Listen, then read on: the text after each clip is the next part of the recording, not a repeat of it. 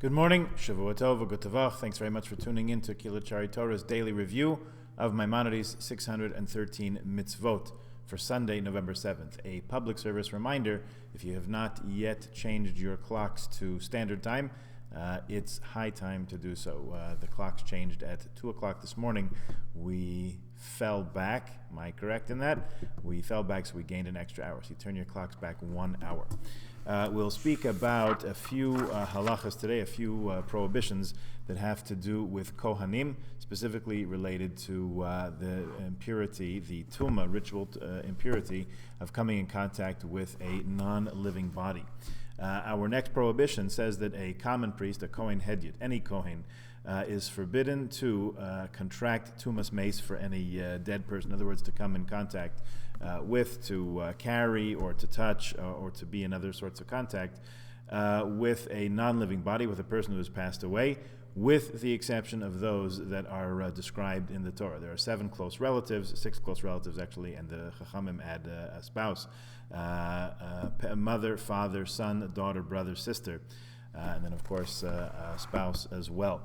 For those people, for those are called the immediate close relatives of a person, a Kohen is allowed to attend the burial, actually carry out the burial if necessary, and come in close contact with the mace.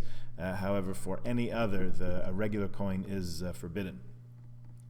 The next prohibition is for a Kohen Gadol. Now we're talking only about the high priest exclusively. The Kohen Gadol is forbidden to be under the same roof with a mace, with a body of a person who's passed away. This is called tumas oihel, the ritual impurity that's contracted through a tent or being under the same roof. Nowadays, when we're talking about holding services inside, outside, as some shuls are doing, and we talk about the tent, so you notice that people talk about with walls, without walls. So really, in halacha, it's concerned with the roof itself. The walls or lack thereof is less of a consideration than the fact that there is a roof. If a kohen gadol, in the instance of this halacha, is under the same roof, under the same tent, building roof, anything, whatever it is. Remember, we referred a few times already to the separate roof at Steele's Memorial, probably at Benjamin's also, where there's a discontinuity, there's a break in the roof between the regular building where everyone is seated together with the casket, the aron, and the special room designated for Kohanim. So the prohibition here, just to be clear, is for the Kohen Gadol to be under the same roof as a mace. Next prohibition is the Kohen Gadol contracting tumas mace, being in close contact with a non-living body for any living doesn't make sense. For any person who passed away, any non-living body. So even for those close relatives, the Kohen Gadol, who has a special, unique status amongst the Jewish people, has to maintain that level of tahara, of ritual purity at all times. And the Kohen Gadol, it says, in a note from Mishnah Torah here, it says he's forbidden to tear his garments, to let his hair grow long, or to follow the coffin at the burial.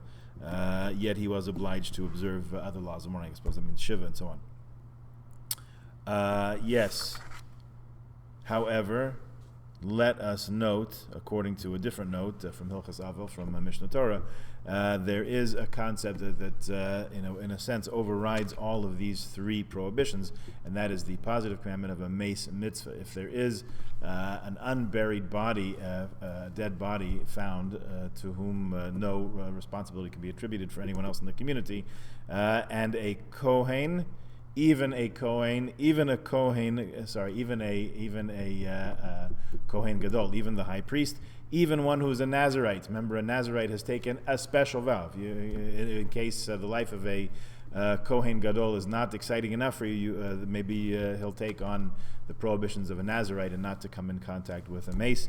Nevertheless, if he comes across what we call a mace mitzvah, in other words, like we said, someone who has no one to bury, that body, the Kohen Gadol, even one who's a Nazarite, has an obligation to bury that. So in that sense, no one's above the law. There's no one who can shirk the responsibility of caring for a person who passed away. And of course, the underlying explanation there is that we're all created in the divine image. So even the image of the body of a person who's no longer living deserves that respect, so much so that would demand attention from even a Kohen Gadol, even one a Nazarite. So you don't have a more stark example of that. All right, let's leave it there for today. Have a good week, a good day, a good week, and all good things. And please tune in again tomorrow. Have a good day.